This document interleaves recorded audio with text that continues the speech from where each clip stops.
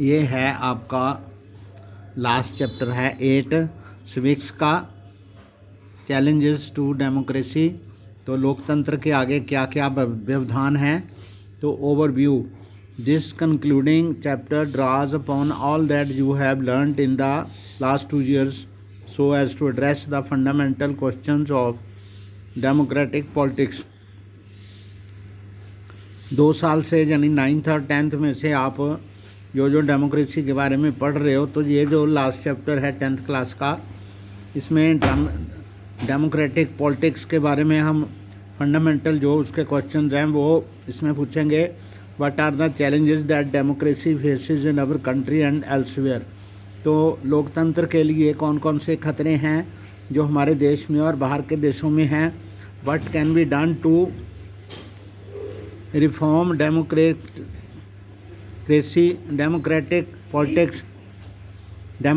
Politics को सुधारने के लिए हम क्या क्या कर सकते हैं। How can our democracy become more democratic in its practice and outcomes. तो अभ्यास के साथ हमारा लोकतंत्र कैसे बढ़िया बन सकता है और इसके क्या क्या आउटकम हो सकते हैं, अच्छे नतीजे। This chapter does not answer these question. ये चैप्टर इन प्रश्नों के उत्तर नहीं देता। It only makes some suggestions that the way in which we can approach the question of challenges and reforms. तो ये इसमें कुछ सिर्फ सजेशन दिए गए हैं जिससे हम लोकतंत्र में अच्छे जो चैलेंजेस हैं उनको सुधार सकते हैं। It invites you to think on your own and come up with your own reading of the challenges. तो इसमें आपके लिए जो पढ़ने वाले जो छात्र हैं उनको ये चैलेंजेस दिए गए हैं कि आप खुद उन सुधारों के बारे में बताओ या आगे आओ और उसके पढ़ने के बाद उन चैलेंजेस का सामना करने के लिए उपाय बताओ। Your recipe of how to overcome these and your own definitions of democracy.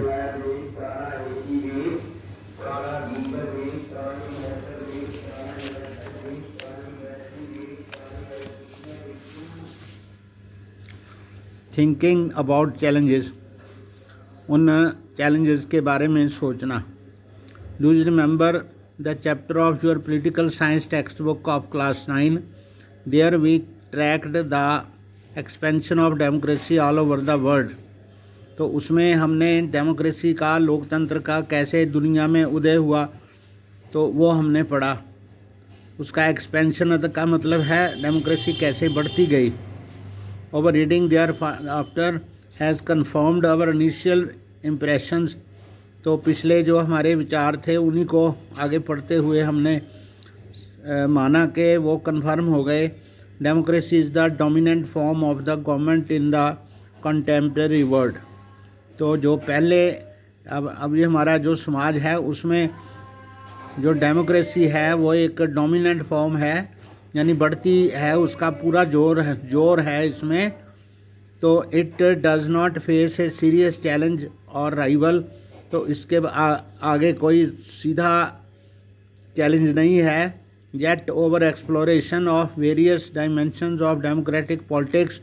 तो लोकतांत्रिक राजनीति के अलग अलग फैलाव को देखते हुए has shown us something else as well. तो हमें और बहुत कुछ दिखता है। The promise of democracy is far from realized everywhere in the world. तो रियल सिचुएशन से लोकतंत्र के जो वादे हैं दुनिया में वो अलग हैं। Democracy does not have a challenger. ये एक चैलेंजर नहीं है। What that does not mean that it does not face any challenge. तो इसका मतलब ये नहीं है कि इसके आगे कोई चैलेंज नहीं है। At different points in this tour of democracy, we have noted the serious challenges that democracy faces all over the world. तो लोकतंत्र के बारे में इन बुक्स में पढ़ते हुए हमने बहुत सारे ऐसे चैलेंजेस देखे हैं दुनिया में जो लोकतंत्र के आगे आते हैं। ए challenge is not just any problem. तो एक चैलेंज जो होता है वो सिर्फ एक समस्या नहीं होती। We usually call only those difficulties challenges. उन समस्याओं को हम चैलेंज कहते हैं विच आर सिग्निफिकेंट, जो इम्पोर्टेंट हैं, जो जिनको हटाना ज़रूरी है, and which can be overcome, जिन पर काबू पाया जाना चाहिए। A challenge is a difficulty that carries with in it an opportunity for progress. तो एक चैलेंज जो होता है उसको उसके अंदर ही एक समस्या का समाधान भी होता है, एक मौका भी होता है जिससे हम तरक्की कर सकते हैं। Once we overcome a challenge, अगर हम एक चैलेंज को पर काबू पा लें, we go up to a higher level than before, तो हम पहले से ऊंचे स्थान पर पहुंच जाते हैं। Different countries face different kinds of challenges, अलग अलग देश जहाँ पर डेमोक्रेसी है उनके यहाँ अलग अलग चैलेंजेस हैं। At least 1/4 of the globe is still not under democratic government, तो हमारी विश्व का 1/4 हिस्सा जो है अभी भी डेमोक्रेटिक गवर्नमेंट के अधीन नहीं है। The challenge for democracy in these parts of the world is very stark. तो इन देशों में यहाँ पर अभी डेमोक्रेसी नहीं है, वहाँ पर जो डेमोक्रेटिक चैलेंजेस हैं वो बहुत संगीन हैं। These countries face the foundational challenges of making the transition to democracy, तो उसमें फाउंडेशनल चैलेंजेस हैं, यानी कि प्राइमरी ऐसे चैलेंजेस हैं जिनसे वो उन लोगों के देश जो होंगे वो डेमोक्रेसी से नहीं, दूसरे तरह की गवर्नमेंट से डेमोक्रेसी में आने वाले हैं। Time to say goodbye, all the best for your exams. तो ये बच्चा उनको एग्ज़ाम्स के बारे में कह रहा है। See you in the class 11, you are opting for political science आर्नर यू, क्या तुम 11वीं क्लास में तुम्हारे साथ मैं मिलूँगी जब तुम पॉलिटिकल साइंस को एक सब्जेक्ट के तौर पर रखोगे।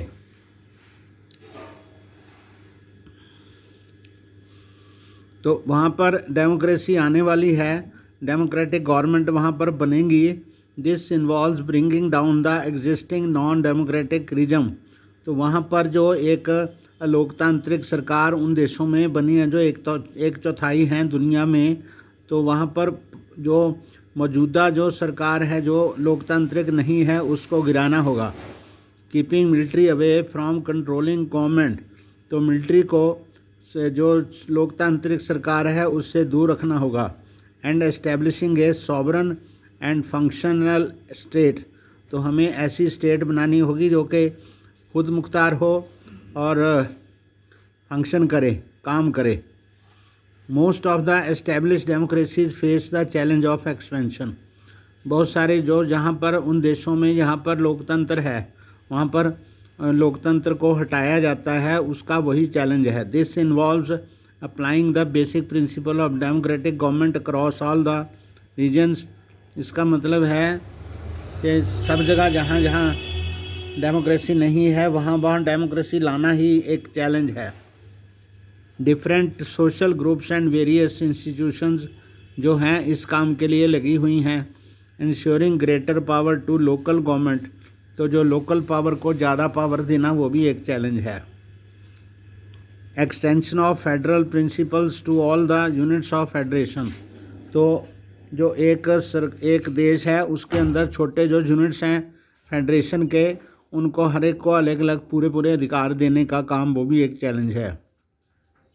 Inclusion of women and minority groups etcetera, लोकतंत्र में औरतों का और जो कम गिनती वाले लोग हैं उनका भी अधिकार जो वो भी उनको देना है, ये भी एक चैलेंज है। Fall under this challenge, this also means that less and less decision should remain outside the arena of democratic control, तो सारे जो फैसले हैं डेमोक्रेटिक गवर्नमेंट ले, दूसरे लोगों से वो फैसले लेने का जो निर्णय लेने का जो उनका अधिकार है वो उनसे छीनकर लोकतांत्रिक लोगों को देना है।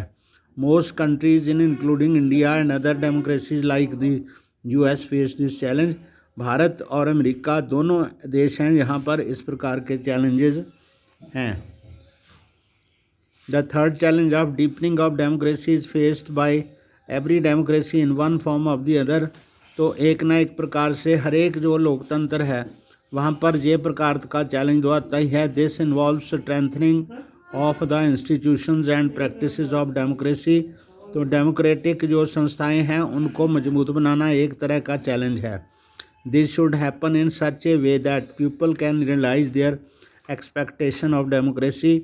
तो उनके मजबूत होने से लोगों को ये विश्वास होना चाहिए कि वो उनकी आशाएं जो हैं डेमोक्रेसी से पूरी होंगी। But ordinary people have different expectation from democracy in different societies.